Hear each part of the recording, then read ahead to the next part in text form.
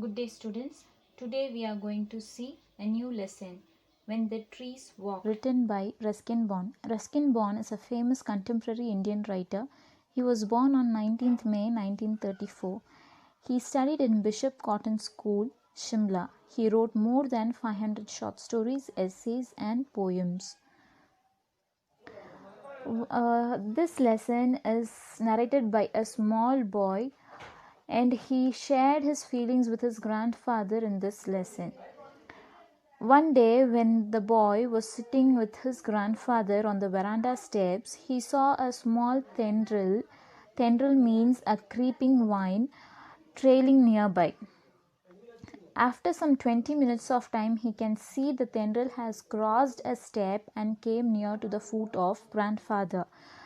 If it is said in a scientific manner, it will be taken as it came towards the light and warmth. But then, if in my point of view, I wanted to think that it wanted to come near grandfather, because grandfather was a lovely person, and the tendril wanted to stay near the grandfather. Whenever he spends time in a garden under the tree, he feels lonely. But then, when grandfather accompanies him in the garden, the loneliness changes towards the happy one.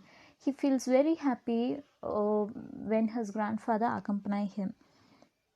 Grandfather is a person who served many years in Indian Forest Service, and on his retirement he built a bungalow on the outskirts of Dehradun, and so he planted many trees all around: lime, mango, orange, guava, and also he planted eucalyptus, jacaranda, and Persian lilacs.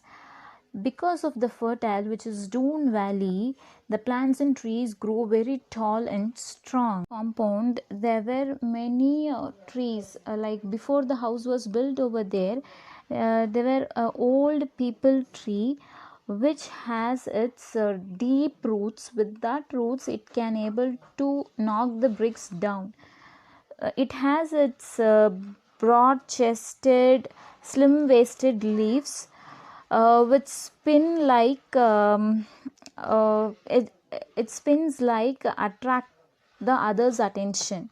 It always invite you for shade, because those leaves is very broad, so it can give a long shade, and so the tree will invite every person to take rest over under the shade. Grandmother doesn't want that people tree. She wanted to cut it down, but then grandfather said, let it be, because if this outhouse it is getting destroyed, we can build a new one. Grandmother didn't mind trees, because she preferred for flowers and growing flowers and fruit type of trees. So she always keep on ordering seeds, and she'll plant out. Grandfather helped her, not because he was crazy, but then those flowers and fruits will invite butterflies, and so grandfather also will help her. Grandfather was not content that trees should be growing inside his place, but also he'll take the saplings and seeds, and he will cross the river bed, and he'll be going for the forest to plant more trees over there, because he feels that the forest is a place which gives food and shelter for many living beings like animals, birds. So he plant more trees over there, because he says that if human beings keep on cutting trees as now, then for tomorrow in future there will be no more trees, only desert will remain. So he keep on planting trees now and then. The thought of a world without trees becomes a nightmare for a grandfather, because he was very lovable towards the tree planting. While talking this, he remembers a poem said by George Morris. The poem is nothing but, "Woodman, spare the tree." The poem addresses the woodman who comes to cut the tree. So the poet is saying, "Woodman, spare the tree. Please leave the tree. Touch not a single bough. Please don't touch even a single branch. In youth it sheltered me. When I was young, when the poet was young, the tree had sheltered the boy, and now this boy is going to protect the tree. The poem says. The trees, grandfather says, someday later, like in future, the tree starts move, because nowadays those trees will stand in a place for 1,000 years, but then as time goes on, the trees will start moving, because these people will cut down those trees, and so only less life trees will be growing on, and those type of trees like banyan tree, with the help of its traveling aerial roots, it keeps on moving from place to place. The grandfather saw a small rocky island near the riverbed. It will be so small that soon it will be getting dry in summer, and soon it will be getting flooded by the heavy rainfall. So even for monsoon rains it will be flooded.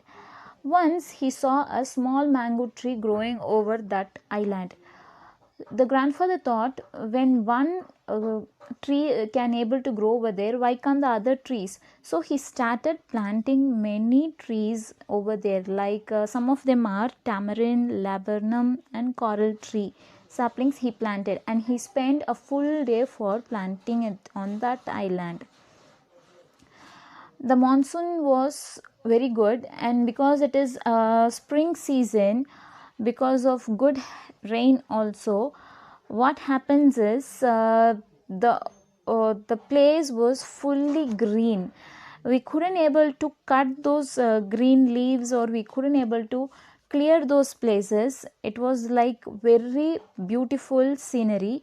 So he just left that place and he started doing in the other places.